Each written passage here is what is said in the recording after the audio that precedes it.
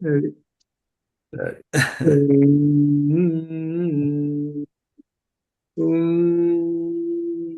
హరి ఓం.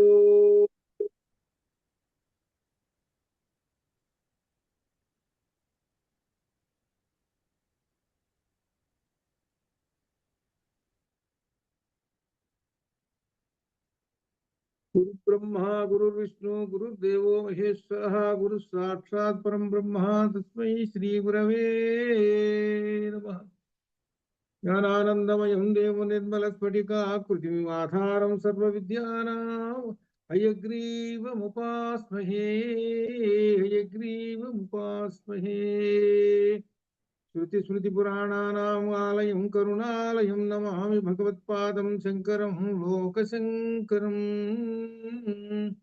స్ఫురదిందు వికాసమందహాసాం స్ఫురదిందీవరలోచనాభిరామాం అరవింద సమాన సుందరాస్యాం అరవిందాసన సుందరీ ఉపాసే. శారదా శారదాంభోజవదనా వదనాంబుజే సర్వదా సర్వదా అస్మాకం సన్నిధిం క్రియాతు. హరి ఓం. శన్నో మిత్రస్యం వరుణః శన్నో భవత్వర్యమా శన్న ఇంద్రో బృహస్పతిః శన్నో విష్ణురుక్రమః. నమో బ్రహ్మణే నమస్తే వాయో త్వమేవం ప్రత్యక్షం బ్రహ్మాసి త్వామేవం ప్రత్యక్షం బ్రహ్మ వదిష్యామి అర్థం వదిష్యామి సత్యం వదిష్యామి తన్మామవతు తద్వక్తారం అవతు అవతు మాం అవతు వక్తారం.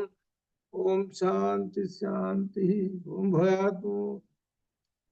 ఉపనిషత్తును అధ్యయనం చేస్తున్నాం. ఇందులో ప్రశ్నోపనిషత్తులో ఉన్నాం. 4వ ప్రశ్న పూర్తయింది. అయితే 4వ ప్రశ్న ఒకసారి విమర్శ చేసుకొని దీనిలోకి 5లోకి వెళదాం. 4వ ప్రశ్నలో ఏమంటున్నారంటే దీనిలో గార్గ్య పప్రచ్ఛ. గార్గ్య అడిగినటువంటి ప్రశ్నలకు సమాధానం పిప్పలాద మహర్షి చెప్పాడు. దీనిలో మొదటి ప్రశ్న ఏమిటంటే ఏతస్మిన్ పురుషే కాని స్వవంతి, ఈ మనిషిలో ఏవి నిద్రపోతూ ఉన్నాయి అని అడిగాడు. దానికి ప్రశ్న ఇంద్రియాలు మనస్సులో నిద్రిస్తున్నాయి. ఇది సమాధానం. ఇంద్రియాలు, మన మనస్సు అనేది ఉంది, ఆ మనస్సులో ఇంద్రియాలు నిద్రిస్తూ ఉన్నాయి. యథా అర్కః ఉదేతి, ఏ విధంగా అయితే సూర్యుడు ఉదయించి తన యొక్క కిరణములన్నిటినీ వ్యాప్తం చేసి చివరికి అస్తమించేటప్పుడు తనలో ఎలా అయితే లీనం చేసుకుంటున్నాడో అట్లనే ఈ మనస్సులో కూడా ఆ విధంగానే ఈ ఇంద్రియాలు పనిచేస్తూ ఉన్నాయి, నిద్రిస్తూ ఉన్నాయి. అంటే ఇంద్రియాలు పనిచేస్తుంటే సూర్యుడు ఎట్లయితే నిద్రపోతున్నాడు సాయంకాలానికి, అలానే ఇంద్రియాలు కూడా పగలల్లా పనిచేసి సాయంకాలం కాగానే నిద్రపోతూ ఉన్నాయి. దేనిలో? మనస్సులో. అది అర్థం చెప్పాడు. ఇది ఒకటికి చెప్పాడు. తర్వాత కాని అస్మిన్ జాగ్రత్త, వాటిల్లో జాగ్రత్త అవస్థలో అనగా మేలుకొని ఉండేవేమిటి అని అన్నటువంటి. మేలుకొని మరి నిద్రపోతున్నాడు కదా, నిద్రపోతున్నా కానీ మేలుకొని ఉండేటువంటి ఏమిటి? ఇది ఇక్కడ. దీనికి సూక్ష్మంగా మేలుకొని ఉండేవి ఏమిటి ఎల్లప్పుడూ అంటే పంచప్రాణాలు. ఈ పంచప్రాణాలు మేలుకొని ఉంటాయి. అవి ఎట్లా అని అంటే దీనికి ఏం చెబుతున్నాడంటే జాగ్రత్త అవస్థలో గార్హపత్యం వలన అపానవాయువు, అన్వాహార్యం అనేటువంటి దాని వలన వ్యానవాయువు, ఇదే దక్షిణాగ్ని. ఆహ్వనీయం వలన ప్రాణం అనేటువంటి వాయువు, ఉచ్ఛ్వాస నిశ్వాసాలు చేస్తుంటాం మనం, అదేమో సమానం అనేటువంటి వాయువు వలన. ఇకపోతే చివరికి ఇదంతా యజ్ఞం. మనం ప్రతిరోజు యజ్ఞం చేస్తూ ఉన్నాము. ఆ యజ్ఞం చేస్తున్నామంటే ఆ యజ్ఞ ఫలం ఏమిటి? చివరికి ఉదానము. ఇది దాని అర్థం. ఇదంతా ఒక యజ్ఞ ఫలము. యజ్ఞము అనగా అర్థం ఏమిటి? దీనిలో ఇవి అగ్నులు, అందుకనే దీనికి పేరు పెట్టాడు అనమాట. ప్రాణస్య అగ్ని అని పేరు పెట్టాడు అక్కడ. అందుకు ఈ 5 అగ్నులు, 5 ప్రాణాలు అగ్నుల మాదిరి పనిచేస్తూ ఉన్నాయి మనలో. అది ఒక పెద్ద యజ్ఞం జరుగుతూ ఉన్నది మనలో. దానికి మనము ఉచ్ఛ్వాస నిశ్వాసలు అనేటువంటివి సమానము. ఈ ఉచ్ఛ్వాస నిశ్వాసలు అనేటువంటిది యజ్ఞము, హోత.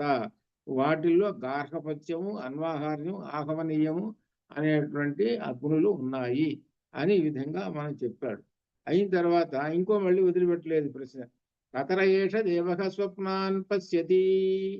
ఎవరు దానిలో ఏష దేవః, ఏష దేవః, ఏష దేవః, ఇక్కడ దేవః అనేటువంటి శబ్దం అనమాట.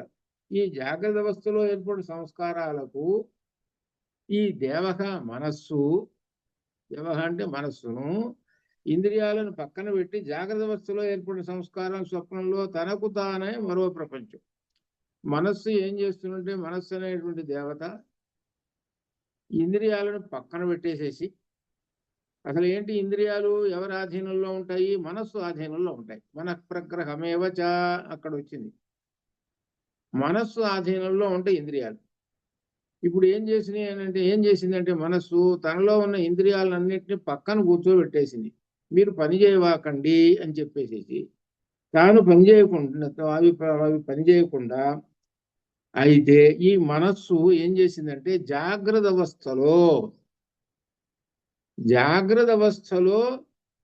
తనకు ఏర్పడిన సంస్కారాలను, ఇది జాగ్రత్త అవస్థలో ఈ మనస్సు చూస్తున్నది. అక్కడక్కడ దృశ్యాలన్నీ చూసింది. ఆ చూసినటువంటి దాన్ని స్వప్నంలో తనకు తాను మరో ప్రపంచాన్ని నిర్మించుకుంటుంది. అది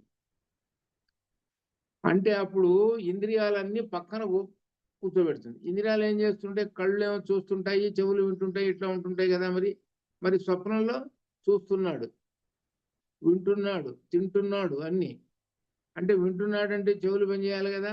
కళ్ళు అంటే మరి ఈ కళ్ళు ఇప్పుడు ఉన్నాయి, వాటిని పక్కన పెట్టేశాడు. పక్కన పెట్టేసి ఈ మనస్సు 5 ఇంద్రియాలు తనే అయిపోయినాడు. తనే స్వప్నంలో అనుభవిస్తున్నాడు, తనకు తానే అనుభవిస్తున్నాడు స్వప్నంలో. ఈ మనస్సు అనే ఏష దేవః. అది 3వ ప్రశ్నగా ఎవరు స్వప్నంలో ఉన్నాడు, ఏ దేవుడు ఉన్నాడు అని ప్రశ్నిస్తే మనస్సు అనేటువంటి ఆయన ఈ స్వప్నంలో ఉండి తనకు తాను ఏర్పరచుకొని అనుభవిస్తూ ఉన్నాడు అని చెప్పాడు. అయితే ఇక్కడ ఒక ప్రశ్న వేస్తున్నాడు. ఏమిటనంటే కస్య, ఎవని యొక్క, 4వ ప్రశ్న, కస్య ఏతత్ సుఖం భవతి, కస్య ఎవరి వలన సుఖం భవతి, సుఖం పొందుతున్నాడు అని చెబుతున్నాడు అని 4వ ప్రశ్న వేస్తే దాని సమాధానం మనస్సు సుఖపడుతుంటుంది అంతే. ఇక్కడ చూసుకోండి, మనస్సుకి ఎంత ప్రాధాన్యం ఇచ్చాడో చూసుకోండి. ఈ మనస్సు జాగ్రత్త అవస్థలో ఉన్న వాటిని స్వప్నంలో తీసుకుంటుంది. చివరి సుఖపడేది ఏదంటే మనస్సు సుఖపడుతుంటుంది. అయితే జీవాత్మ స్వప్నం చూడదు. ఇది పట్టుకోవాలి. ఈ జీవాత్మ మాత్రం ఏమీ పట్టించుకోదు.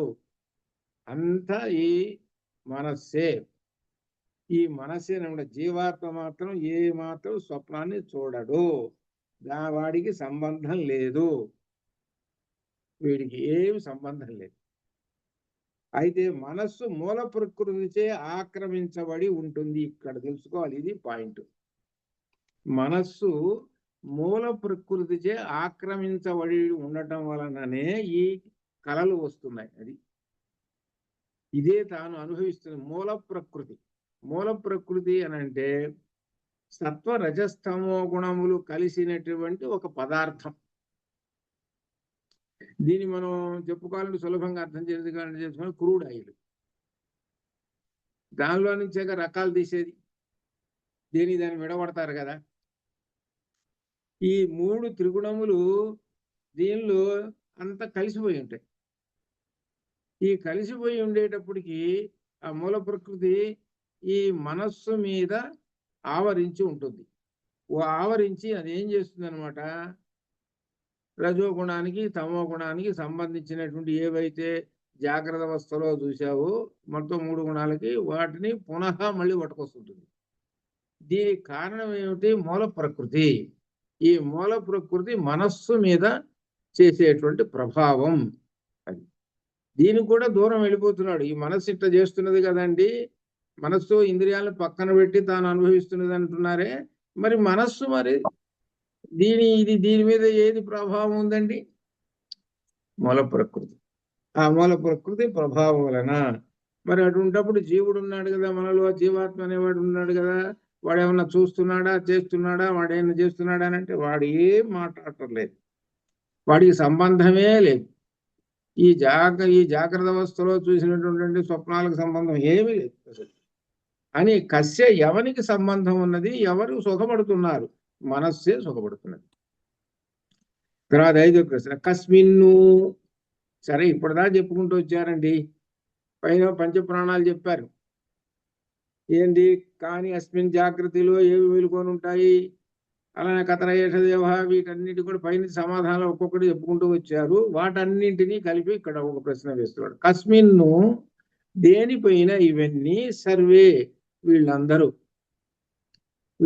కూడా సంప్రతిష్ఠిత భవంతి, ఇది దేని మీద సంప్రతిష్ఠిత స్థిరమై ఉన్నారు.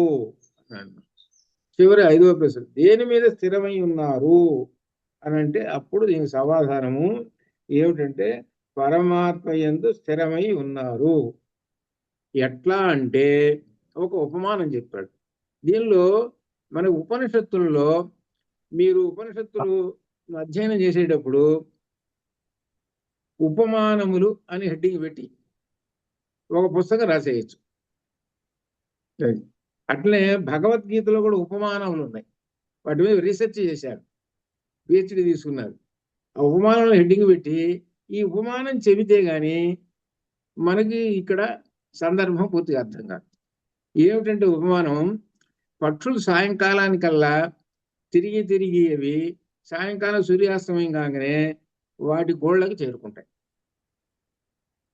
మళ్ళీ ఉదయం కల్లా మళ్ళీ బయటకు వస్తుంటాయి. అంటే అర్థమైంది, ఇవన్నీ కస్మిన్ను దేని మీద ఉన్నాయి అని అంటే ఏ గూటికైతే చేరుతున్నాయో అది ఆధారం వీటికి.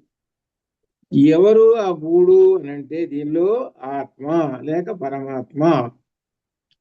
ఆ ఆత్మ లేక పరమాత్మ లేక అక్షర పరబ్రహ్మము. చివరికి హెడ్ ఎవరు? అక్షర పరబ్రహ్మము. అది ఈ అక్షర పరబ్రహ్మము యందు ఇవన్నీ కూడా ప్రతిష్ఠితమై ఇవి తమ పనులు చేసుకుంటూ కూర్చున్నాయి. కాబట్టి అసలు హెడ్ ఎవరయ్యానంటే అక్షర పరబ్రహ్మము లేక పరమాత్మ అని పేర్లు మనం ఏమైనా సరే అక్షర పరబ్రహ్మ మీద ఆధారపడి ఉన్నాయి. అక్షర పరబ్రహ్మమే అవినాశి శాశ్వతుడు, అజహ, నిత్య, ఇట్లా ఈ విధంగా మనకి చెప్పుకుంటాం అనమాట. కాబట్టి ఈ విధంగా 4వ ప్రశ్నలో ఆయన ఇచ్చినటువంటి 5 ప్రశ్నలకి సమాధానం, చివరికి 5వ ప్రశ్నకు సమాధానము పరమాత్మ అనేటువంటి అర్థం తీసుకొచ్చాడు. మన మనస్సులోని ఇంద్రియాలు, మన జాగ్రత్త అవస్థలో చూసినటువంటి సంస్కారాలు స్వప్నావస్థలో రావటం, తర్వాత మనలో ఉన్న పంచప్రాణాలు ఉన్నాయి చూశారు, అవి రోజు యజ్ఞం చేస్తున్నాయి. అవి యజ్ఞం చేస్తున్నాయి, ఒక్కొక్కటి ఒక్కొక్క పని చేస్తున్నాయి. అంతే కదా, యజ్ఞంలో ఏం చేస్తారనమాట, వాళ్ళు కూర్చొని మంత్రాలు చదువుతూ నలుగురు కూర్చుంటారు చుట్టూ, కూర్చొని ఒక్కోళ్ళు ఒక్కొక్క మంత్రం చదువుతుంటారు, ఒక్కొక్కళ్ళు ఒక్కొక్క పని డ్యూటీ. అట్లనే ఇవి ఒక్కోళ్ళు ఒక్కొక్క డ్యూటీ చేస్తున్నారు.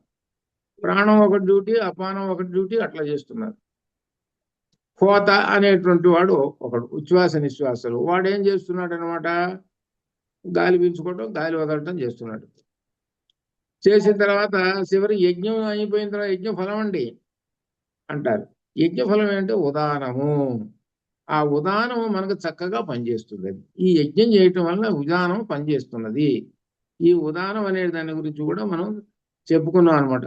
ఉదాన వాయువు యొక్క అనుగ్రహం ఉంటే చక్కగా వాటిని రోజు బ్రహ్మానికి తీసుకుపోతుంటుంది. అనగా గాఢ నిద్రలో బ్రహ్మానికి తీసుకెళ్తుంది. బ్రహ్మానికి తీసుకుని వెళ్ళి మరలా లేచిన తర్వాత బ్రహ్మ నుంచి బయటకు వచ్చానయ్యా, నేను బ్రహ్మాన్ని దర్శించాను, ఎంతటి ఆనందంగా ఉన్నదో మహానందం అని అంటాడు. ఇది మహాయోగులు పొందేటువంటిది అనమాట. అట్లా అనమాట. అట్లా ఈ అంతవరకు అయిపోయిన తర్వాత 5వ ప్రశ్నకు వచ్చారు. 5వ ప్రశ్నలో శైభ్య, శిబిపుత్రుడు. శిబి అంటే మనకు శిబి చక్రవర్తి పేరు వచ్చింది, మరి ఆయన పేరు అనుకుందాము. అయితే సత్యకాముడు, ఆ శిబిపుత్రుడు ఎవరు? సత్యకాముడు. అయితే ఇక్కడ సత్యకాముడు అనేటువంటి మాట చాందోగ్య ఉపనిషత్తులో వస్తుంది. సత్యకాముడు మళ్ళీ అక్కడ వస్తుంది. కానీ ఆ సత్యకాముడు ఈ సత్యకాముడు ఒకడేనా అంటే కాదు. అక్కడ సత్యకాముడు వేరు, ఇక్కడ సత్యకాముడు వేరు.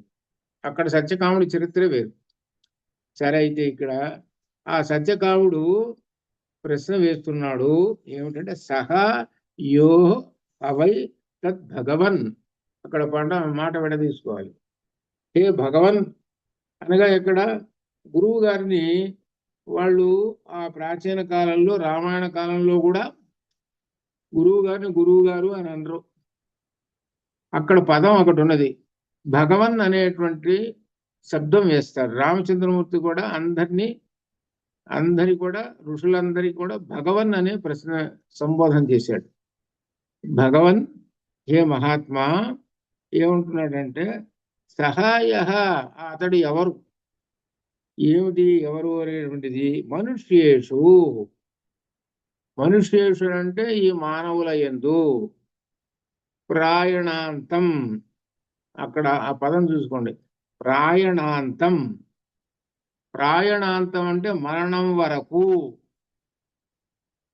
మరణం వరకు, అందులో మధ్యలో ఎప్పుడో 2 సంవత్సరాలు కాదు, మరణం వరకు ఓంకారం అభిధ్యాయీత, ఓంకారమును అభిధ్యాయీత ధ్యానిస్తున్నాడో, అటువంటి వాడు ధ్యానం చేస్తున్నాడో అతడు కథమం లోకం, కథమం లోకం, ఏ లోకానికి సహా దాని చేత జయతి ఇది వెళుతున్నాడు, జత పొందుతున్నాడు అని తస్మై హో వాచ అని ప్రశ్న వేస్తే, తస్మై అతనికి హ వాచ ఆ గురువు గారు సమాధానం పలికాడు.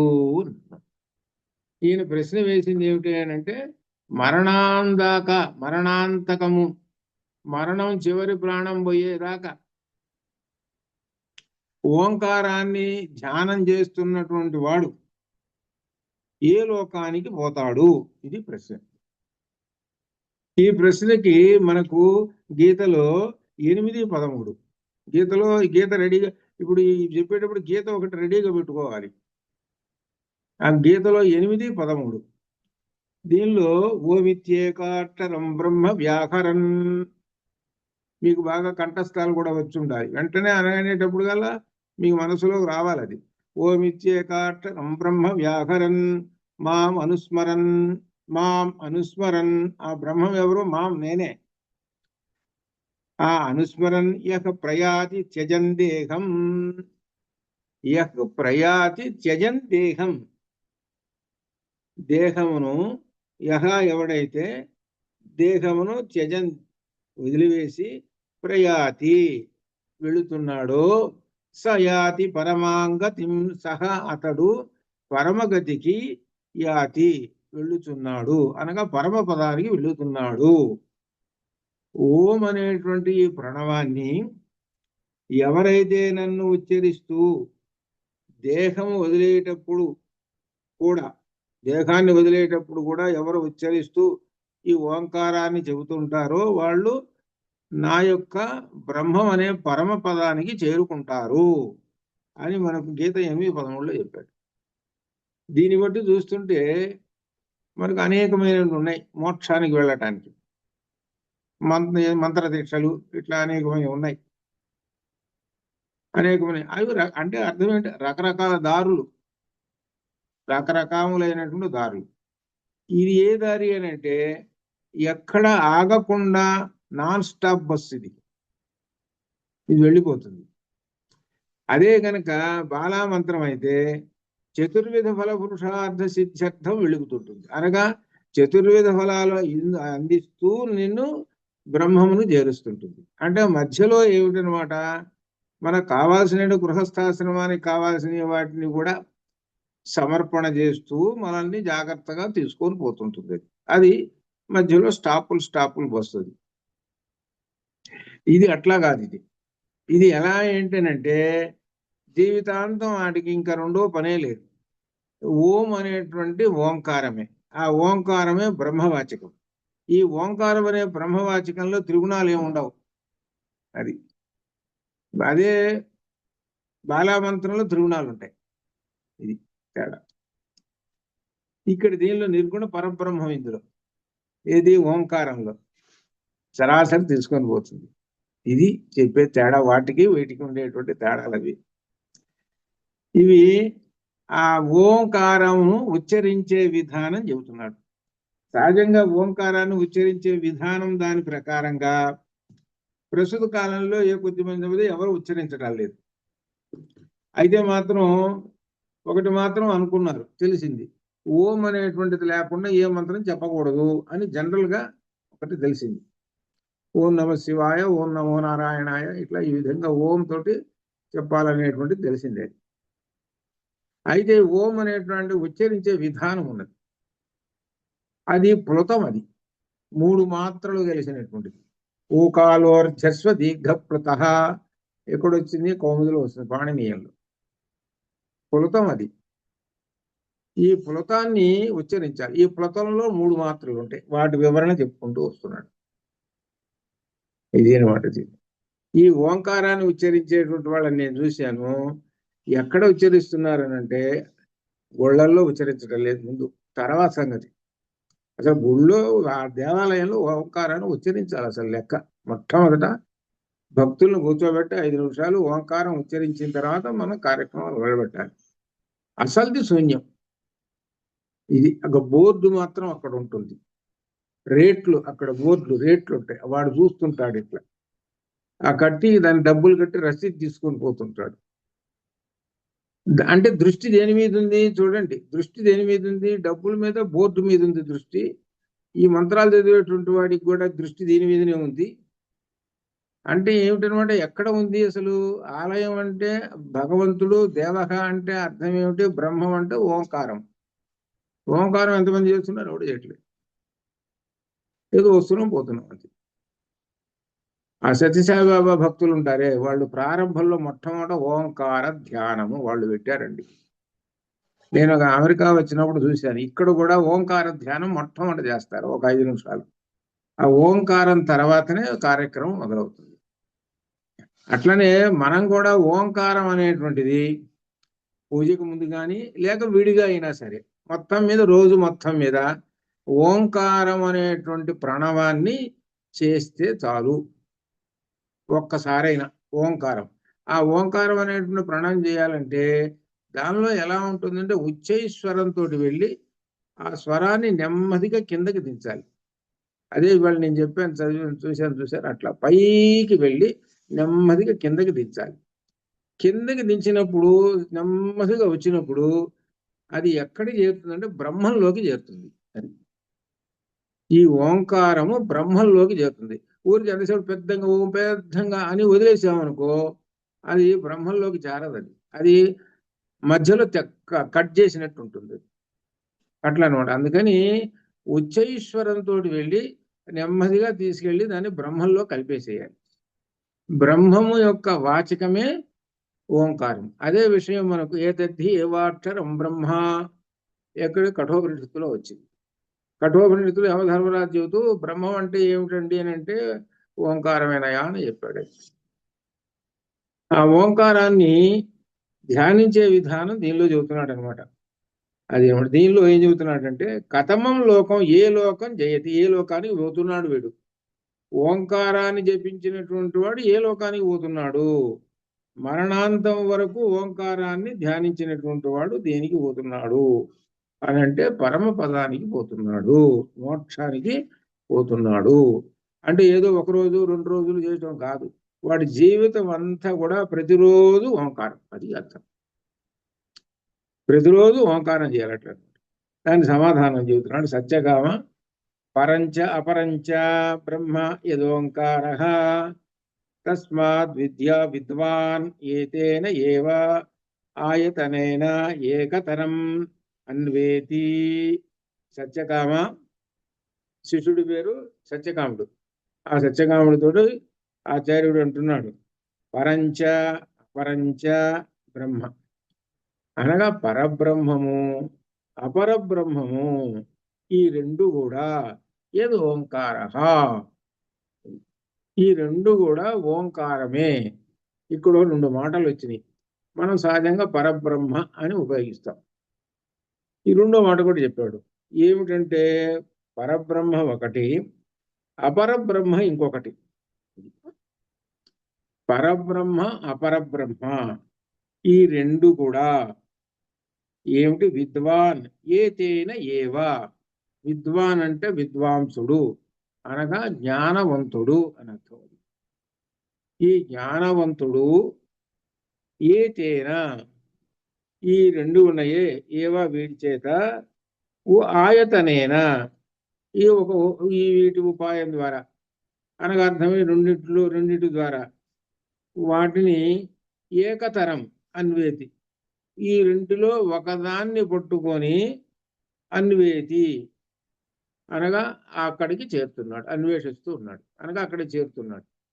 పరబ్రహ్మంలోకి కానీ అపరబ్రహ్మంలోకి కానీ ఓంకారం ఉపాసించేవాడు చేరుతున్నాడు. అది చివరి ఎక్కడికి వెళుతున్నాడని అన్నారు కదా, జనరల్గా పరబ్రహ్మానికి పరమపదానికి వెళుతున్నాడు. దాన్ని వివరణ చెబుతున్నాడు. పరబ్రహ్మ అపరబ్రహ్మం అని రెండు ఉన్నాయి. ఆ రెంటిలో ఏకతరం ఒకదానికి వెళ్ళిపోతున్నాడండి అన్నాడు. పరబ్రహ్మ అపరబ్రహ్మంలో రెండిట్లో ఒకదానికి వెళ్ళిపోతున్నాడు అని అన్నాడు. అయితే ఇక్కడ పరబ్రహ్మం అపరబ్రహ్మము అనేటువంటి పోలికలు చేర్చాడు. అసలు బ్రహ్మం అంటే ఏమిటి? ఓంకారమే. బ్రహ్మవాచకం ఏంటంటే ఓంకారమే. అసలు అది జనరల్ సహజంగా ఉన్నటువంటి అంశం ఇది. అయితే పరబ్రహ్మము ఓంకారమే, అపరబ్రహ్మము ఓంకారమే. రెండు ఓంకారాలే. రెంటిలో ఒకదానిని పొందగలుగుతూ ఉన్నాడు. ఇక్కడ అదే అనబడుతుంది. ఈ విద్వాంసుడు అనగా జ్ఞానవంతుడు రెండులో ఎన్నో దాన్ని పొందుతూ ఉన్నాడయ్యా, ఓంకారాన్ని జపించినటువంటి వాడు అన్నాడు. మరి అట్లయితే మరి రెండు మాటలు చెప్పారు కదండి. పరబ్రహ్మం అని ఒక మాట చెప్పారు, అపరబ్రహ్మం అని ఇంకొక మాట చెప్పారు. కాబట్టి ఇవేమిటి అని. పరబ్రహ్మము అనేటువంటిది వినాశము లేనటువంటిది, శాశ్వతమైనటువంటిది, సత్యమైనటువంటిది.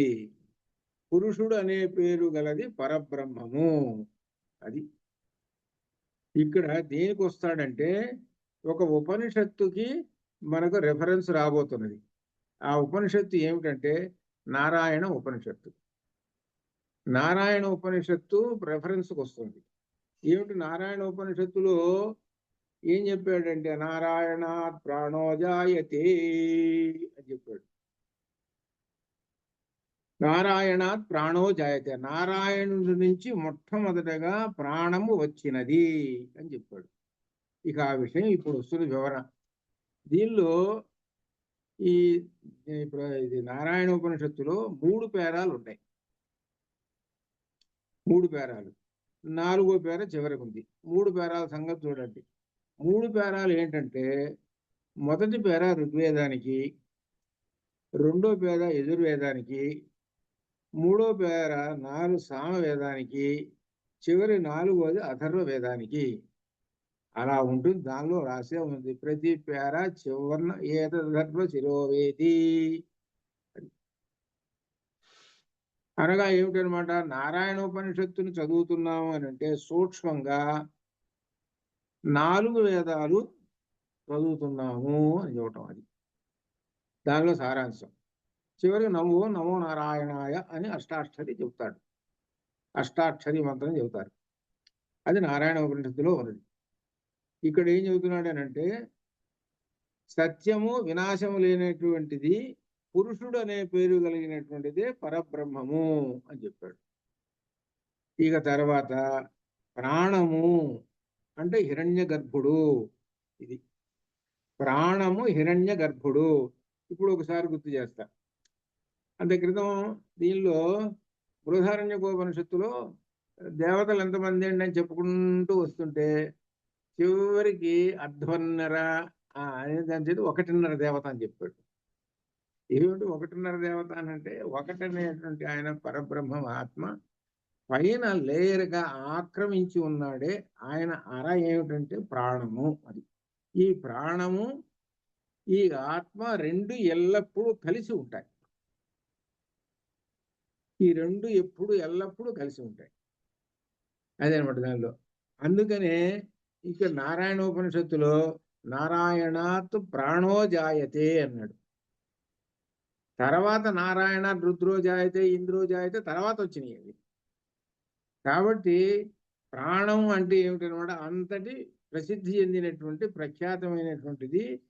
దానికి ప్రాణం అనే పేరు కలది. అది ఏమిటంటే పరబ్రహ్మము నుండి మొదటగా పుట్టినటువంటిది. అది అపరబ్రహ్మ. దాన్ని హిరణ్యగర్భుడు. ప్రాణమునేమో అపరబ్రహ్మ అన్నారు, మనము బ్రహ్మమునేమో పరబ్రహ్మము అన్నారు. పరబ్రహ్మము ప్రాణము, ప్రాణము ఏమో అపరబ్రహ్మం. ఈయనని ఏమన్నారు, ఇంకొక మాట హిరణ్యగర్భుడు అని పేరు పెట్టాడు. ఈ హిరణ్యగర్భుడు నుంచే సమస్తమైనటువంటి లోకాలు, సమస్తమైన దేవతలు అందరూ కూడా బయటకు వచ్చేసారు. ఈ హిరణ్యగర్భుడి నుంచే వచ్చారు. ఈ హిరణ్యగర్భుడు ఎవరిని అంటిపెట్టుకొని ఉన్నాడు? పరబ్రహ్మాన్ని అంటిపెట్టుకొని ఉన్నాడు. ఆ పరబ్రహ్మం ఏమిటి? నిర్గుణ పరబ్రహ్మం. అది ఇక్కడికి వచ్చేటప్పుడు హిరణ్యగర్భుడు వచ్చేటప్పటికల్లా ఈయన దగ్గర ఉండేటువంటి సగుణం మొత్తం బయటకు వచ్చేస్తుంది. అంటే లోకాలన్నీ బయటకు వచ్చేస్తున్నాయి. అపరబ్రహ్మం, పరబ్రహ్మము అపరబ్రహ్మము రెండు ఉన్నాయి. ఈ రెంటిలో ఏదో ఒకటికి ఈ ఓంకారం ధ్యానం చేసేటువంటి ఆయన చేరతాడు అని చెప్పి ఇక్కడ నారాయణ ఉపనిషత్తుని మనం రెఫరెన్స్ చేసుకుంటే సరిపోతుంది అన్నమాట. కాబట్టి పరబ్రహ్మము అపరబ్రహ్మము రెండు ఉన్నాయి. రెండులో దేనికి ఒకదానికి ఈ ఓంకార ధ్యానం చేసేటువంటి ఆయన చేరుకుంటాడు అన్నాడు. పరబ్రహ్మం అనేటువంటి ఆయన నిర్గుణ పరబ్రహ్మం. నిర్గుణ పరబ్రహ్మం అజహ నిత్యః శాశ్వతః అణోరణీయాన్ మహతో మహీయాన్ అంటాడు ఒక్కోసారి. నా చక్షుః కళ్ళు లేవు, పశ్యతి అంటాడు. నా శ్రోత్రః చెవులు లేవు, శృణోతి అంటాడు, వింటున్నాను అంటాడు. ఈయన పరబ్రహ్మం. ఆయన అపరబ్రహ్మం అనేటువంటి ఆయన హిరణ్యగర్భుడు అనేది ఇంకొక పేరు ఉంది ఆయనకు. ఆ హిరణ్యగర్భుడి నుంచే ఇవన్నీ కూడా వచ్చినాయి అని కూడా మనం చెప్తున్నారు అన్నమాట. ఇది కాబట్టి ఓంకారం జపించేటువంటి వాడు పరబ్రహ్మానికో అపరబ్రహ్మానికో వెళ్ళిపోతుంటాడు ఇది అని ఈ విధంగా చెబుతున్నాడు. ఆ ఓంకారాన్ని మరి ధ్యానం చేయటం అనేది ఏమిటండి అనే ప్రశ్న. ఇది మనకు ఒక వేదమే చెప్పింది ఓంకారం ఎలా ధ్యానం చేయాలి, మన సొంతం కాదు. ఎలా ధ్యానం చేయాలనో ఆ బ్రహ్మవాచకమైన ఓంకారాన్ని చెబుతున్నాడు. ఈ బ్రహ్మానికి గుణాలు లేవు, అంటే నిర్గుణుడు బ్రహ్మము. కొన్ని ధర్మాలు ఉన్నాయా? లేవు. గుణాలు లేవు, ధర్మాలు లేవు. మరి ఎవరికి ఉన్నాయి ఇవి అని అంటే అపర బ్రహ్మానికి ఉన్నాయి. అది ఈ పరబ్రహ్మము కేవలం నిర్గుణుడు, ఏమి ఆయనకు ఉండవు,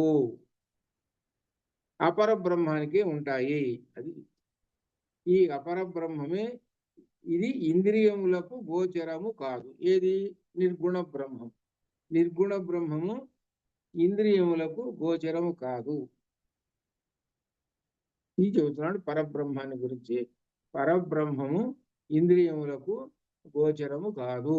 ఇంద్రియములంటే మనకున్నటువంటి 5 జ్ఞానేంద్రియాలు ఉన్నాయి కదా, 5 జ్ఞానేంద్రియాలకి చూస్తూ ఉంటుంటే కనపడదు అని చెబుతున్నాడు.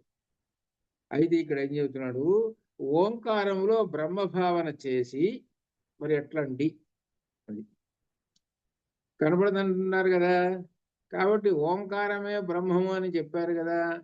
కాబట్టి ఓంకారములోనే బ్రహ్మభావన చేసి ధ్యానము చేయువారలకు ఇక్కడ ఉదాహరణకి మనం ఆ రాముడు లేకపోతే వెంకటేశ్వర స్వామి ఏవో ప్రస్తుతం ఉన్నటువంటి దేవతలు ఏవో దేవుళ్ళని పెట్టుకొని కూర్చున్నాం. ఈ దేవుళ్ళని మనం ఏ విధంగా భావించాలి అంటే బ్రహ్మభావన చేసి, ఆ బ్రహ్మభావన చేసి ఓంకారములో ధ్యానం చేయాలి, ఓంకారంతో చేయాలి. అప్పుడు ఆ బ్రహ్మం ప్రసన్నమగును. ఇక్కడ ధ్యానం చేసేటప్పుడు మనం బ్రహ్మ భావన చేసి ధ్యానం చెయ్యండి అని అన్నారు. అలా చేయకపోతే అపర బ్రహ్మాన్ని అనగా సగుణ రూపంలో ఉన్నటువంటి దాన్ని చూసి ఆ సగుణ రూపంలో ఉన్నటువంటి బ్రహ్మానికి ఓంకారం చేర్చి నీవు ఓం నమో నారాయణాయ, అప్పుడు సగుణ బ్రహ్మంలోకి వెళ్ళిపోతుంది. అట్లా అనమాట. ఇది ఓం నమో నారాయణాయ అన్నాడు అనుకోండి అంటే అప్పుడు అపర బ్రహ్మంలోకి వెళ్ళిపోతాడు. కేవలం ఓంతోటే కూర్చున్నాడు అనుకో నిర్గుణ పరబ్రహ్మంలోకి వెళ్ళిపోతాడు. ఇది దీనిలో తేడా. అందుకని మనకు గీతలో 12వ అధ్యాయంలో అడుగుతాడు అనమాట, అర్జునుడు అడుగుతాడు ఇవి ఎట్లా అనేటువంటిది, భక్తి అనేటువంటిది. ఆ పరమాత్మ అంటాడు క్లేశ అధికతరం. నిర్గుణ పరబ్రహ్మాన్ని ఉపాసించటము అధికతరం క్లేశ, చాలా కష్టము అన్నాడు. నిర్గుణ పరబ్రహ్మం అది ఎవరు పట్టుకుంటారనంటే మహర్షులు. అటువంటి వాళ్ళకి సరిపోతుంది. వాళ్ళు ఎక్కడో అడవుల్లో కూర్చుంటారు కాబట్టి వాళ్ళకి రూపం అక్కర్లేదు, కాబట్టి వాళ్ళు దాన్ని సరిపోతారు. మనకు వచ్చేటప్పటికి అటువంటి దాని మీద ధ్యానం మనసు నిలవడం కష్టం. అందువల్ల సగుణ బ్రహ్మము అపర బ్రహ్మము సగుణ బ్రహ్మం మీద మీరు నిలబండి, అప్పుడు భక్తి అనేటువంటిది కలుగుతుంటుంది. ఈ ధ్యానం తీసుకెళ్ళి అక్కడ పెట్టండి, అది భక్తి అవుతుంటుంది అని 12లో చెప్పి భక్తి యోగం గురించి చెప్పాడు.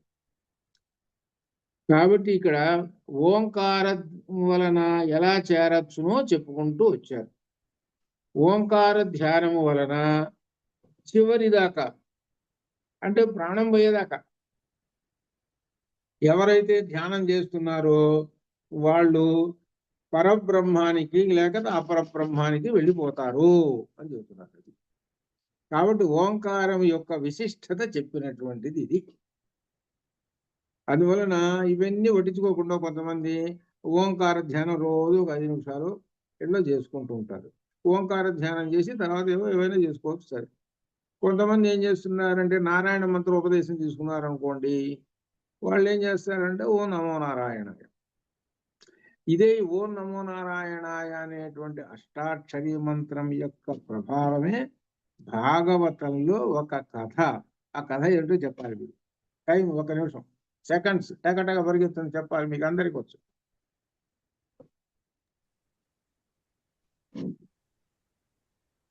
మీకు అందరికి వచ్చు. భాగవతంలో కథ అన్నా నేను. భాగవతంలో కథ. ఓకే.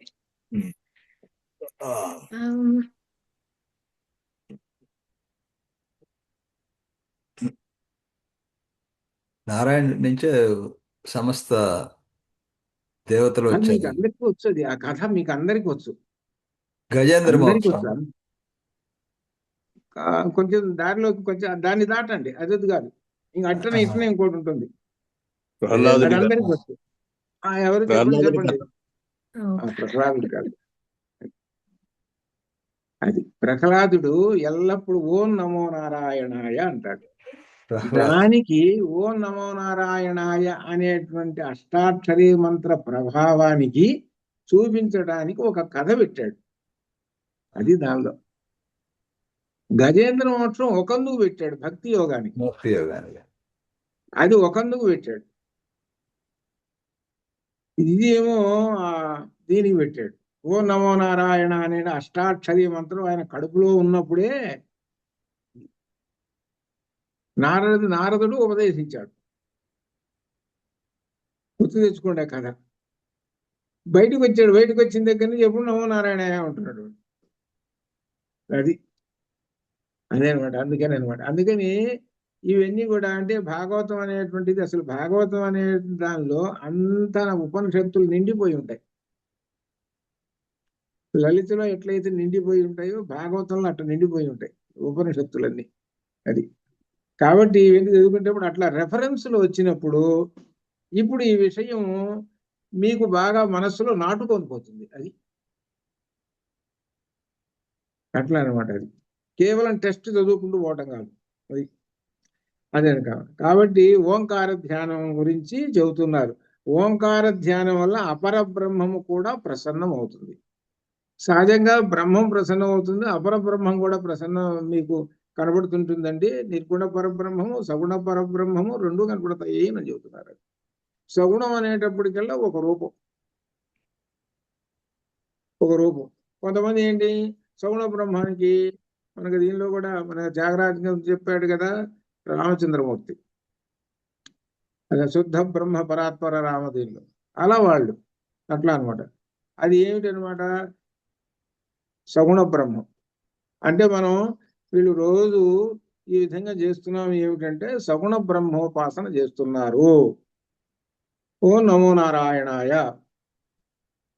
ఓం వెంకటేశాయ నమః, ఓం శ్రీరామాయ నమః, ఇవన్నీ సగుణ బ్రహ్మోపాసనలు. ఇవన్నీ కేవలం ఓం అనుకుంటూనే కూర్చుంటాడు, అది నిర్గుణ బ్రహ్మోపాసన. అది ఎట్లా అనమాట. ఇది ఈ ఈ ఓంకారం గురించి చెబుతున్నాడు ఇట్లా ఈ విధంగా. అయితే ఈ ఓంకారం ఏది ఉన్నదో అదే బ్రహ్మము అని చెబుతున్నాడు. ఓంకార ధ్యానం వలన రెంటిలో కూడా రెండింటిని పొందవచ్చును. ఎందుకంటే ఓంకారం పరబ్రహ్మమునకు చాలా దగ్గరగా ఉంటుంది, వెరీ నియర్. బ్రహ్మము ఓంకారము రెండు ఒక అడుగు కూడా దూరంగా ఉండదు, అంత దగ్గరగా ఉంటుంది. ఓంకారమే బ్రహ్మము, బ్రహ్మమే ఓంకారం. ఏతద్ధి ఏవాక్షరం బ్రహ్మ, ఓమిత్యేకాక్షరం బ్రహ్మ వ్యాహరన్ అని. ఆ ఓంకారము బ్రహ్మము రెండు దగ్గరగా కలిసే ఉంటాయండి, ఎక్కువ దూరమే ఉండే వాళ్ళకి. కాబట్టి ఓంకారం పరబ్రహ్మము చాలా దగ్గరగా ఉంటుంది. నారాయణ ఉపనిషత్తులో ఉన్నటువంటి ఈ 3 భాగాలు కూడా అధ్యయనం చేస్తే అక్కడ మనకు ఏం తెలుస్తుందంటే ఆ పరబ్రహ్మంలో నుంచి అపరబ్రహ్మం యొక్క సృష్టి అంతా వస్తుంటుంది. అపరబ్రహ్మంలో నుంచి మొట్టమొదట ఏమొచ్చింది? నారాయణాత్ ప్రాణోజాయతే, నారాయణాత్ ఇంద్రోజాయతే, నారాయణాత్ రుద్రోజాయతే, ఖం వాయు జ్యోతిరాప పృథివీ విశ్వేశధారిణి అని ఈ విధంగా అన్ని ఉన్నాయి కదా దానిలో నారాయణ ఉపనిషత్తులో. అవన్నీ బయటకు వచ్చేసినాయి. అదేనమాట. ఇట్లా అని వచ్చి ఇంకా ఆ తర్వాత ఈ ఓంకారం అనేటువంటిది ఏమిటి అనేటువంటి దానికి త్రిమాత్రలు అని అంటే 3 మాత్రలు. ఈ మాత్రలు మనకి మెడిసిన్ లో మాత్ర కాదు, ఇవి ఏకమాత్ర, ద్విమాత్ర, త్రిమాత్ర. మనకు ఇవి దీనిలో వ్యాకరణంలో కూడా వస్తాయి అన్నమాట. ఈ మాత్రల గురించి ఇప్పుడు చెబుతున్నాడు అనమాట. 3 మాత్రలతో కూడిన ఓంకారంతో పరమ పురుషుని ధ్యానించేటువంటి వాడు తేజోవంతుడైన సూర్యునితో ఏకమవుతాడు. ఇక్కడ దాని మంత్రం ఏం చెబుతున్నాడంటే ఏక పునః ఏతం త్రిమాత్రేణం ఇతి ఏతేన ఏవ అక్షరేణ పరం పురుషం అభిధ్యాయేత స తేజసి సూర్యే సంపన్నః. 3 మాత్రలతోటి ఉన్నటువంటి ఓంకారాన్ని ధ్యానం చేసేటువంటి వాడు సూర్య సంపన్నః అవుతాడు, సూర్యుని దగ్గరికి చేరతాడు, అనగా మోక్షాన్ని పొందుతాడు. 3 మాత్రలు అన్నాడు. ఏమిటి 3 మాత్రలు? ఇప్పుడు ఓం అన్నాం, ఊరిక ఉత్త ఓం అన్నాం, ఒక మాత్రే. అకార ఉకారం అకారాలు అది వస్తా ఒక మాత్రే. అంటే ఇంకొంచెం దీర్ఘం తీసామనుకో 2 మాత్రలు అవుతాయి. ఇంకా దాని యొక్క దీర్ఘాలు ఇంకా ఉంది, తీస్తే 3 మాత్రలు అవుతాయి. అంటే ఏంటి? స్వరం ఇది. ఇకపోతే దానిలో ఉన్న అక్షరాలు ఏమిటి? ఓంకారంలో 3 అక్షరాలు ఉన్నాయి. అవి ఏమిటి? ఆ, ఉ, మా. అంటే మొదట కేవలం ఆ పలికేటప్పుడు ఏకమాత్రతోటి పలికితే ఆ అనే అక్షరాన్ని పలికినట్టు లెక్క. అది దేనికి సూచన అంటే ఋగ్వేదానికి సూచన. అది రెండో మాత్ర ఉంది పలికం, అది అట్లా ఆ విధంగా యజుర్వేదం, సామవేదం. కాబట్టి 3 మాత్రలు ఉన్నాయి అని అంటే 3 వేదాలు. ఆ 3 మాత్రలు ఆ ఉమా, ఆ ఓంకారంలో 3 వేదాలు ఉన్నాయి. వేదములు ఏం చెబుతున్నాయి మనకు అనంటే సమస్తమైనటువంటి మంత్రాలు, 7 మహామంత్రములు అన్నారు. సమస్త వేదాలు, సమస్త సకల శాస్త్రములు, ఇవన్నీ అన్ని కూడా ఓంకారము నుంచే ఉద్భవించాయి అని చెబుతున్నారు. కాబట్టి వీటన్నింటి కూడా హెడ్ ఎవరు? ఓంకారము. ఆ ఓంకారమే ఎవరు? పరబ్రహ్మము. ఆ పరబ్రహ్మము దగ్గరికి మనకు 4వ ప్రశ్న చివరిలో 4లో వేసిన ప్రశ్నకు సమాధానం. పక్షులన్నీ గూళ్ళకి చేరుతున్నాయి సాయంకాలం కాగానే. అట్లనే ఈ శరీరంలో ఉన్నటువంటి వీళ్ళందరూ ఉన్నారే, వీళ్ళందరూ ఎవరో ఇంద్రియాలు పగలల్లో పనిచేస్తున్నాయి, ఇవన్నీ చేస్తున్నాయి. ఇవన్నీ కూడా ఇక్కడ పరబ్రహ్మానికి చేరుతూ ఉన్నాయి, హెడ్ దగ్గరికి చేరుతున్నాయి. ఆ పరబ్రహ్మం దగ్గర రక్షణ. ఇప్పుడు గూటికి చేరుతున్నాయి అంటే అర్థం ఏమిటి? రక్షణ వాటికి. ఓ గూట్లో కూర్చున్నాయి అనుకో, అవి రక్షణ వాటికి. అట్లే మనం కూడా పగలల్లా తిరిగి చూడండి గమ్మత్తు ఎట్లా ఉంటుందో. సాయంకాలం 7-8 అయినా సరే ఇంటికి చేరతాం. ఏం బజార్లో కూర్చోరాదు, బజార్లో లైట్లు ఉన్నాయి అక్కడ కూర్చోరాదు, కానీ అసలు ఏమైనా అనిపిస్తున్నదా? ఆ టైం కాగానే మనస్సు ఎప్పుడు చూసినా ఏం చేస్తున్నది అనమాట, ఇప్పటికే 7 అయిపోయింది, 8 అయిపోయింది, ఇంకా ఇంటికి వెళ్ళలేదు, చకచకా పోవాలి ఇంటికి. అక్కడికి వెళ్ళేసాం, అమ్మాయ ఇంటికి చేరారా బాబు అని అనిపిస్తుంది. అంటే గూటికి వచ్చి చేరాం. సరే చేరావు, బాగానే నిద్రపోయినాం. ఉదయం లేచావు, మళ్ళీ పరిగెత్తుంటుంది, మళ్ళీ పరిగెత్తున్నావు. అంటే పక్షి ఏం చేస్తున్నది? ఆ రాత్రి రాగానే పడుకుంటున్నది ఆ గూట్లో. ఉదయం రాగానే, ఉదయం అంటే అర్థం ఏమిటి? సూర్యుడు. ఆ పరబ్రహ్మం రాగానే, ఆ పరబ్రహ్మం రాగానే పరిగెత్తున్నది. ఆ పరబ్రహ్మమే లైట్. లైట్, ఆ లైట్ ఉంది కదా, మరి రాత్రి చీకటి కదా, ఎక్కడ పరిగెత్తుతావు? ఎక్కడ పరిగెత్తలేవు, అందుకని గుట్లో పడుకో. పగలు పరబ్రహ్మం వచ్చాడు, సూర్య తేజస్సు వచ్చేటప్పటికి చకాచకా మళ్ళీ పరిగెత్తుతాం. జాగ్రత్తగా ఆలోచిస్తే వీళ్ళందరూ ఏమిటి? ప్రాణులన్నీ కూడా ఆ పరబ్రహ్మం దగ్గర చేతిలో ఉన్నటువంటి కీలు బొమ్మల్లాగా, తోలు బొమ్మల్లాగా ఉంటాయి. తోలు బొమ్మలాట అనేటువంటి మీరు ఎప్పుడైనా చూసారా? మీరు చూసాను చిన్నప్పుడు, తోలు బొమ్మలాట. తోలు బొమ్మలాటను ఏం చేస్తారంటే వెనక వాడు పట్టుకుంటాడు, మనకు కనపడు వాడు. ఏంటంటే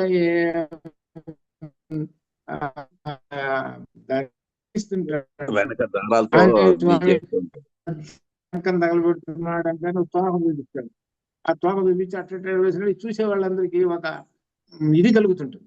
ఆ కథ, దాని దగ్గర బొమ్మ, దానితో లీనం అయిపోతారు. వెనకేమో వీడు ఆడిస్తున్న, వీడు ఎంతసేపు వీడి దృష్టి దేని మీద ఉంటుంది? ఈ ఆడించడంలో ఉంటుంది దృష్టి.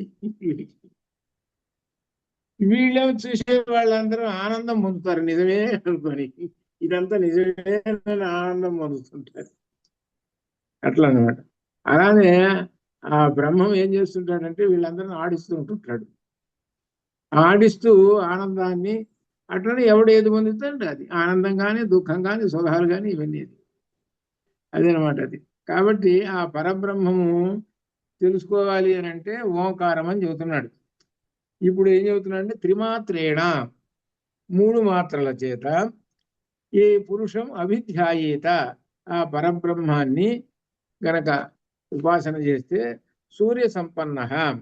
సూర్య సంపన్న అంటే సూర్యునితో, తేజసి కాంతివంతమైన సూర్యునితో సంపన్న ఏకమవుతాడు, సూర్యునిలో కలిసిపోతాడు. అనగా అర్థం ఏమిటి? ఆదిత్యుల్లో కలిసిపోయినాడు అని అంటే మోక్షాన్ని పొందాడు అని అర్థం. ఆదిత్యో బ్రహ్మ చాందోగ్యంలో వస్తుంది.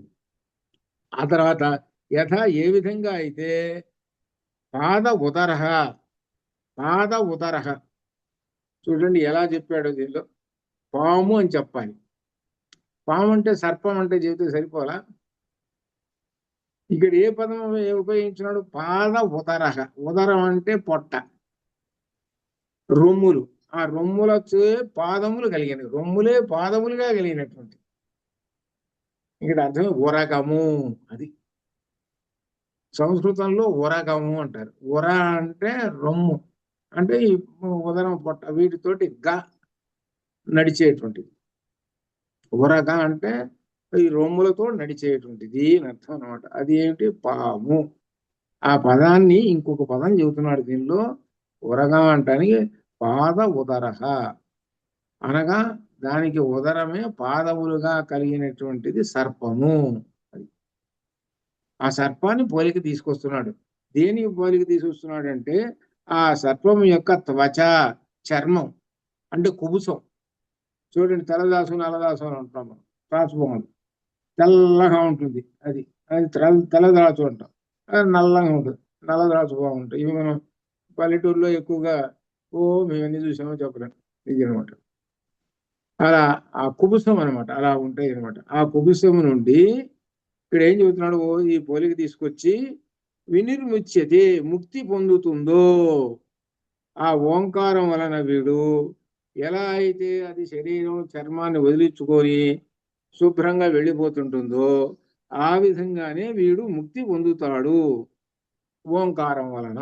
అది చెబుతూ ఇంకా ఏమోఘవై, ఆ విధంగానే సహా అతడు పాపము నుండి వినిర్ముక్త, విముక్తుడవుతాడు. అంటే ఓంకారం వలన పాపము పోతుంది. పాపం పోతేనే కదా నీకు మోక్షం వచ్చేది.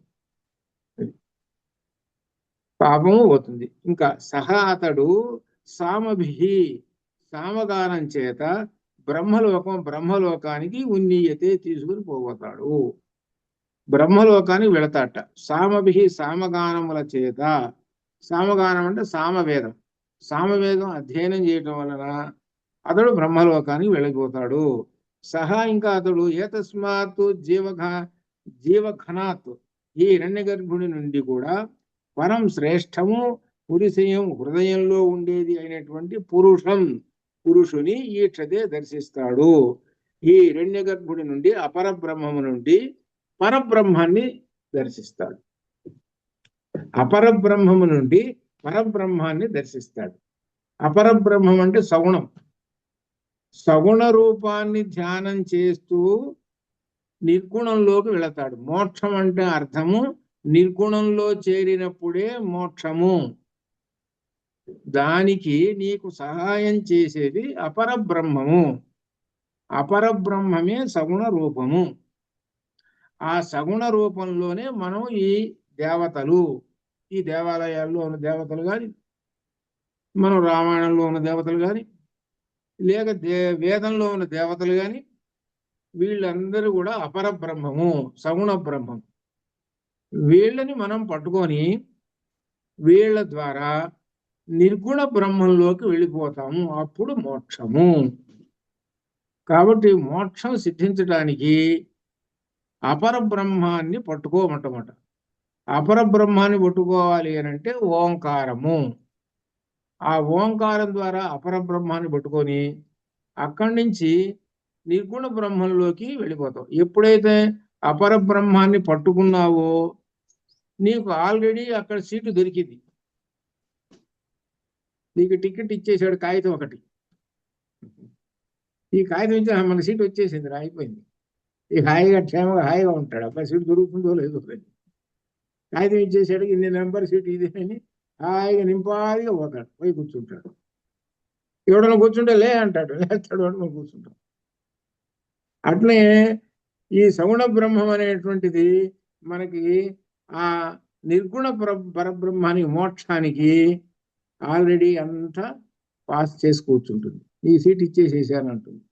కాబట్టి సగుణ బ్రహ్మము ద్వారా నిర్గుణ బ్రహ్మాన్ని పొందండి అని గీతలో 12వ అధ్యాయంలో శ్రీకృష్ణ పరమాత్మ చెప్పాడు. మీరు మహర్షులు గారయ్యా, మహర్షులు అంటే వాళ్ళకి అక్కర్లేదు. వాళ్ళకి అగస్త్య మహర్షి అంటే ఆయన ఏమనుకున్నారు?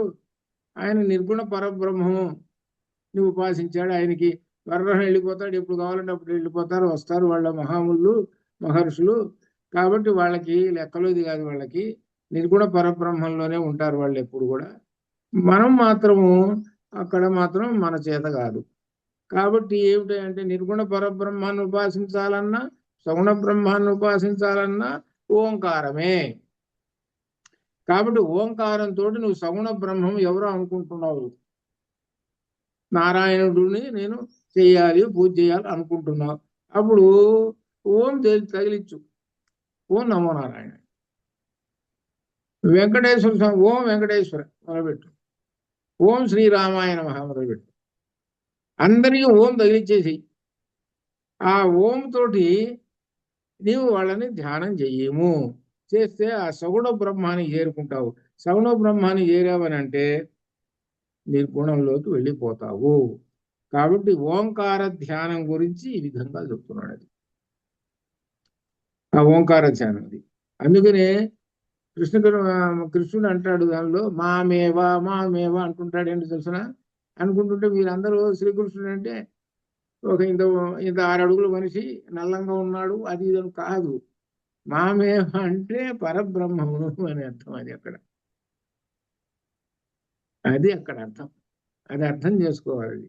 ఈ రూపం అనేటువంటిది చూస్తుంటే ఆయన యొక్క రూపం ఏమిటి? పరబ్రహ్మము సగుణ రూపం.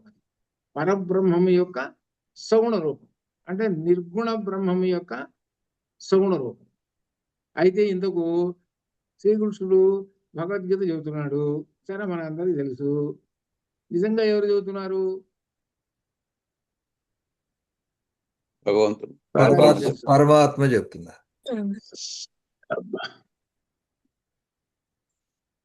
అదే ఉషాచంద్ర చెప్పబోతున్నారు. అదే అండి, పరబ్రహ్మమే సాక్షాత్ పరమాత్మ. ఇది జనరల్ గా చెబుతున్నారు, కానీ మీరు అది అధ్యయనం చేయలేదు అనమాట. ఇప్పుడు అర్థం. కానీ ఆ శ్లోకం మీకొచ్చు కానీ దాని గురించి ఆలోచన చేయలే. పార్థాయ ప్రతిబోధితాం భగవతా నారాయణేన స్వయం యాతేన గ్రథితాం పురాణ మునినా మధ్యే మహాభారతం. తర్వాత అద్వైతామృతవర్షిణీం భగవతీం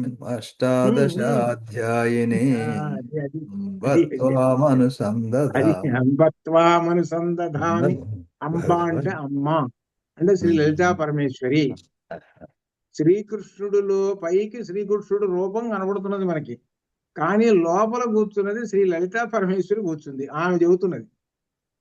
భగవద్గీత ఎవరు చెబుతున్నారని అంటే అమ్మవారు చెబుతున్నది. పైకి అయ్యవారు మాత్రం కనబడుతున్నాడు. అయ్యవారు కనబడుతున్నాడు. మీరు ఏం చేయాలంటే, మీరు భగవద్గీత అధ్యయనం చేసినటువంటి వాళ్ళు ముందు కొన్ని శ్లోకాలు ఉన్నాయి. ఆ శ్లోకాలకి మీరు అర్థం తెలుసుకోండి. యం బ్రహ్మేంద్ర వరుణేంద్ర రుద్ర వరుతస్తంవంతు అట్లా ఇంకా ఈ విధంగా ఉన్నాయి. వాటికి ఉన్నట్టు ధ్యాన శ్లోకాలు ముందు అర్థం తెలుసుకోండి. అర్థం కాలా? అవి తెలుసుకోవాలన్నమాట. కేవలం పారాయణకి 700 శ్లోకం కానీ ఇప్పుడు మీరు అట్లా మీరు కూడా దానిలో ఉంటే మీరు ఉపనిషత్తులు చదివిన వాళ్ళు కాదు. అది బాగా గుర్తుపెట్టుకోండి. ఫెయిల్ అయిపోతారు అక్కడ. నవ్వుతారు. ఏమిటయ్యా నువ్వు ఉపనిషత్తులు చదువుకున్నావు, ఆఫ్టర్ ఆల్ ఈ భగవద్గీతలో దీనిలోనే రాలేదు అని అంటారు. అదే అందుకని అనమాట. ఉపనిషత్తులు చదివాడు అని అంటే భగవద్గీత అనేటువంటి చిన్న అంశం వాళ్ళకి అది. కాబట్టి ఆ భగవద్గీతలో ఉన్నటువంటి ధ్యాన శ్లోకాలు ఉన్నాయి చూశారు, వాటి అర్థాలు తెలుసుకోండి. అట్లనే అన్నిటికీ కూడా లలితలో కూడా ధ్యాన శ్లోకాలు మొట్టమొదట ఉన్నాయి. సింధూరారణ విగ్రహ జాయేత్ పద్మాసనస్థ ఇట్లా ఉన్నాయి కదా ధ్యాన శ్లోకాలు. వాటి అర్థాలు తెలుసుకోండి. అర్థం కదా? మిగిలిన వాళ్ళ మాదిరిగా కాదు. ఇక్కడ ఏంటంటే ఉపనిషత్తులు చదువుకుంటున్నారు మీరు. అది మీరు ఈ చదువుకోకపోతే మిగిలిన వాళ్ళు మాత్రం యథాంధ కోపం ప్రవేశంతి. అర్థం కాదా? ఒకడు దూకాడు గుడ్డివాడు, ఇంకా 10 మంది దూకుతుంటారు గుడివాళ్ళు. అది వాళ్ళందరూ అదే మోడల్. అట్లా అనమాట. మీరు చెప్పారు, మీరు చెప్పలేకపోయినా వాళ్ళని అడగండి, చెబుతారేమో. ఏమండి ఎవరు చెప్పారు చెప్పండి అంటే శ్రీకృష్ణుడే కదా చెప్పిందని అంటారు. చెప్పు, నీకు పద్యం చెప్పు, శ్లోకం చెప్పు అంటే అప్పుడు బయటపడతారు. అది అట్లా అనమాట. సరే, అది ఈ విధంగా ఈ పరబ్రహ్మాన్ని ఉపాసించినటువంటి వాళ్ళు, అంటే ఓంకారాన్ని ఉపాసించినటువంటి వాళ్ళు పరబ్రహ్మానికి చేస్తారు, అపరబ్రహ్మానికి చేస్తారండి అని చెబుతున్నారు. దీనిలో విశేషం ఏమిటంటే, దీనిలో ఒక విశేషం చెబుతున్నాడు. పరబ్రహ్మాన్ని ధ్యానించడం అంటే ఓంకారంతో అన్నాడు. ఓంకారం త్రిమాత్రలతోటి కేవలం ఓంకారమే ధ్యానం చేస్తున్నాడు అనగా సగుణ బ్రహ్మాన్ని పక్కన పెట్టాడు. ఇక్కడ జాగ్రత్తగా చూడండి, సగుణ బ్రహ్మాన్ని పక్కన పెట్టేశాడు. ఇద్దరు ఉన్నారు. సగుణ బ్రహ్మాన్ని ఆరాధించేవాడు ఒక ఆయన ఉన్నాడు, నిర్గుణ బ్రహ్మాన్ని ఆరాధించే ఆయన ఒక ఆయన ఉన్నాడు. నిర్గుణ బ్రహ్మమే కేవలం ఓంకారం. ఆ ఓంకారాన్ని త్రిమాత్రలతోటి పులతంతో ఆ శబ్దం దాన్ని ఎలా అయితే ఉపాసన చేస్తున్నాడో ఆయనట సరాసరిగా సూర్యునిలో ఏకమైపోతాడు, అనగా సూర్యునిలో లీనమైపోతాడు, మోక్షాన్ని పొందుతాడు. అంటే ఏకమైపోతాడు అని అంటే దీన్ని ఏమంటారంటే క్రమముక్తి అంటారు. క్రమముక్తి అంటారు దీన్ని. ఎక్కడ ఆగకుండా వెళ్ళిపోయేటువంటిది. అయితే ఆగేవేవో ఉన్నాయండి, అట్టయితే దాని అర్థం అంతే కదా అని మనకు వస్తుంది. ఉన్నది. అది ఎక్కడ? సగుణ బ్రహ్మాన్ని ఉపాసన చేసేటువంటి వాళ్ళు. సగుణ బ్రహ్మాన్ని ఉపాసించేటువంటి వాళ్ళకి స్టేజెస్ ఉన్నాయి. అది ఎక్కడ ఉన్నదంటే బ్రహ్మసూత్ర భాష్యంలో 4వ అధ్యాయంలో ఆ ఫలాధ్యాయంలో ఉన్నది.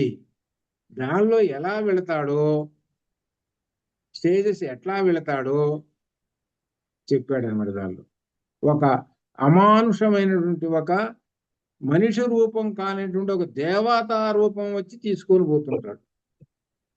అది ఎక్కడి నుంచి? ఆ బ్రహ్మంలో లీనం చేయటానికి తీసుకుపోతుంటాడు. దీన్ని లలితలో శివదూతి, అది శివదూతి. లలితలో శివదూతి అని అంటే శివుని యొక్క దూత, లేక ఇక్కడ స్త్రీలింగ శబ్దం కాబట్టి దూతి అని అన్నాడు. అమ్మవారి యొక్క ఒక సర్వెంట్ వాడు వచ్చి అమ్మవారిలో లీనం చేయడానికి తీసుకుపోతుంటాడు.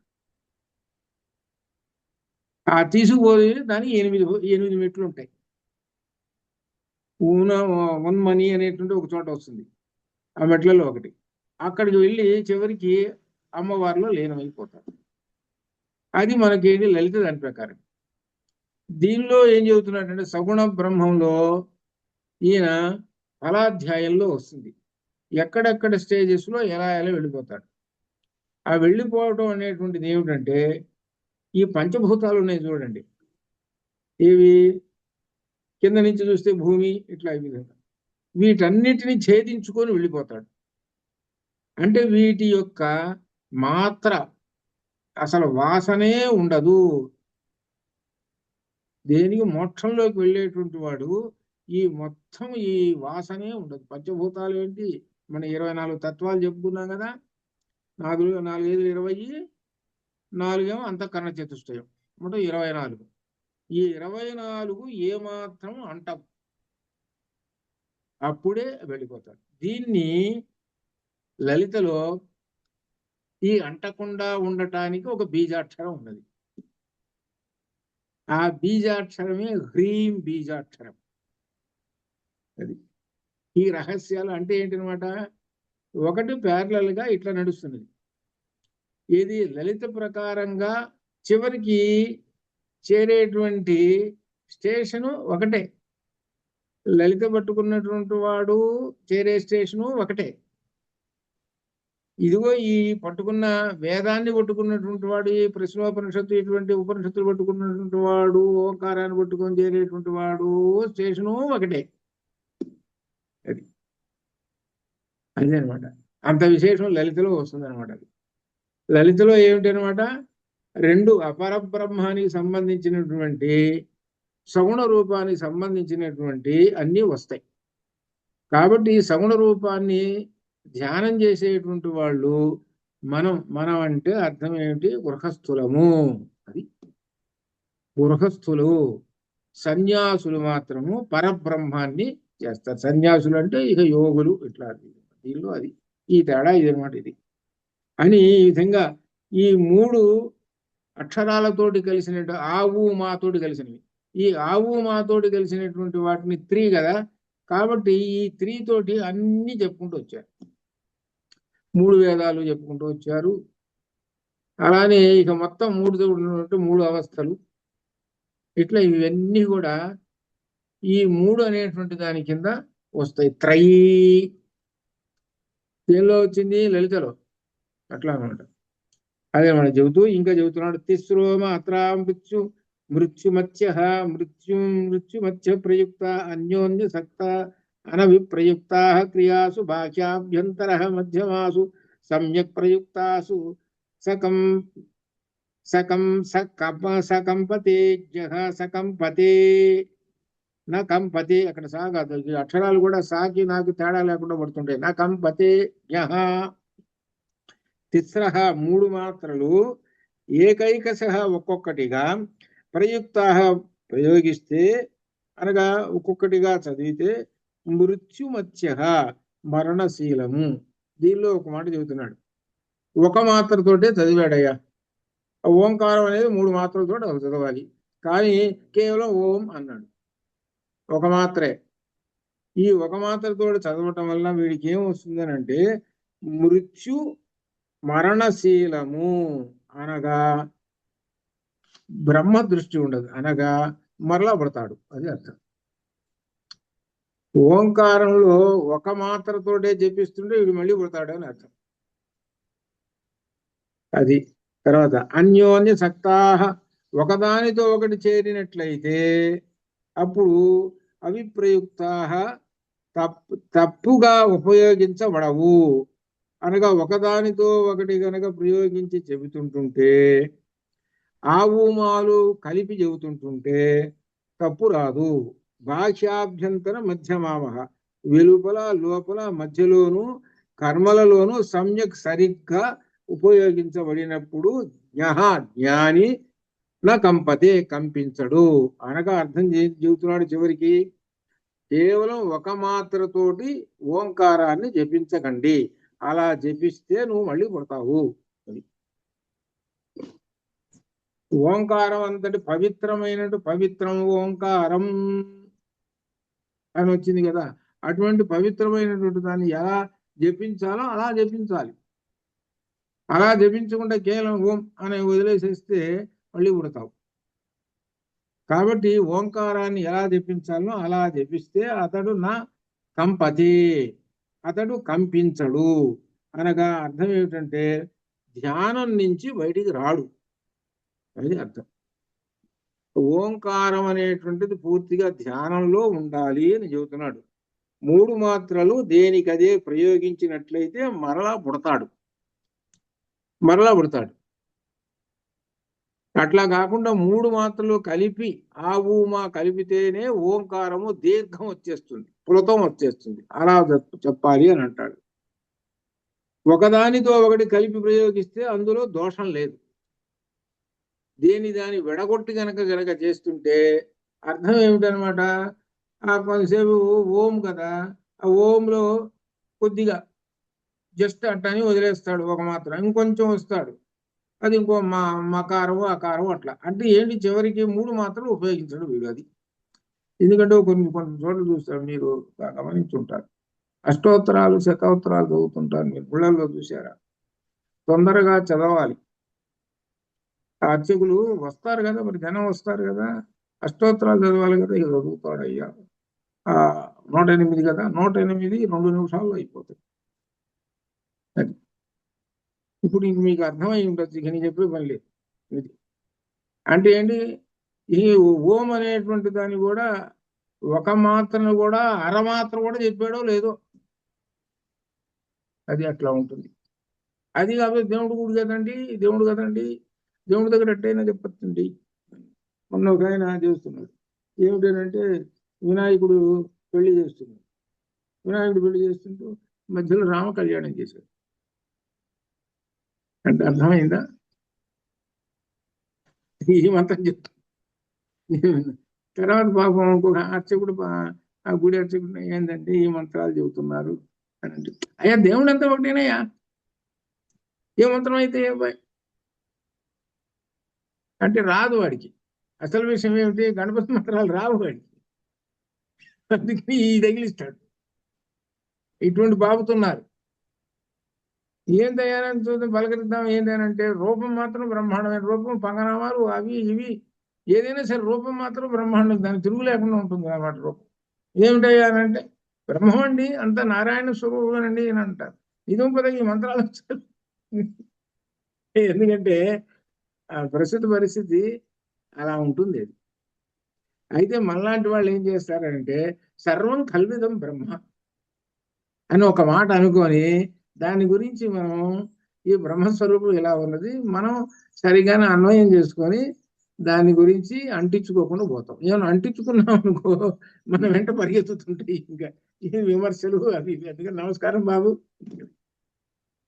ప్రస్తుత కాలంలో అది అదే అనమాట. కానీ ఈ విధంగా ఈ ఓంకారాన్ని పూర్తిగా ఇది ధ్యానం చేయాలి 3 మాత్రలతోటి అని చెబుతూ దీనిలో ఆవు మాకి ఋగ్భిః ఏతం యజుర్భిః అంతరిక్షం సామభిః యత్ తత్ కవయో వేద యంతే అనగా ఒక్కొక్క దానికి రుక్కు అంటే ఏమిటి ఈ లోకమని, యజస్సులు అంటే ఆకాశమని, సామవచేతం అంటే ప్రాజ్ఞులకు మాత్రమే తెలిసేదని, శాంతము అవ్యయము అక్షరము పరమము అయిన దానిని ఈ ఓంకారం ద్వారా ప్రాజ్ఞుడు అందుకుంటున్నాడు. అనగా ఓంకారం జపిస్తుంటే 3 వేదాలు జపిస్తున్నట్టే పరబ్రహ్మాన్ని జపిస్తున్నట్టేనని ఇక్కడ చివరికి 7వ మంత్రంలో చెప్పాడు. ఈ 7వ మంత్రాన్ని రేపు ఒకసారి మళ్ళా పునర్విమర్శ చేసుకొని 6వ ప్రశ్నలోకి వెళ్ళిపోతాము. 6 తోటి కంప్లీట్ అయిపోతుంది ఈ పుస్తకం, 6 తోటి అయిపోతుంది అట్లా అనమాట. ఆ తర్వాత సంగతి ఇంకప్పుడు మనం ఆలోచిద్దాం అది. అట్లా శుభం భూయాత్. ఓం పూర్ణమదః పూర్ణమిదం పూర్ణాత్ పూర్ణముదచ్యతే పూర్ణస్య పూర్ణమాదాయ పూర్ణమేవావశిష్యతే. అసతో మా సద్గమయ తమసో మా జ్యోతిర్గమయ మృత్యోర్మామృతంగమయ. ఓం శాంతి శాంతి. శుభం భూయాత్.